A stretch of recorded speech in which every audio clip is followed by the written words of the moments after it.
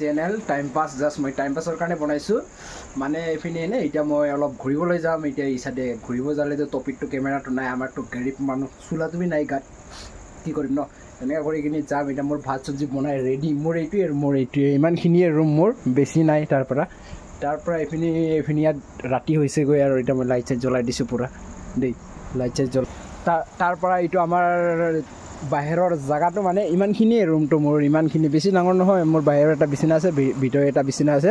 তাৰ পৰা এইটো মোৰ ফিচাৰীত 2-3টা পাংখা চলি আছে আৰু 3টাটো বিয়া হৈ আছে কালি পৰহিমানত বনাব বোলে না তেতিয়া এনেকৈ কৰি কিনি যাম এতিয়া অলপমান এতিয়া গা চা ধুই অকণমান ষ্টাইল কৰি কিনি মজাকৈ বনাই দিম আৰু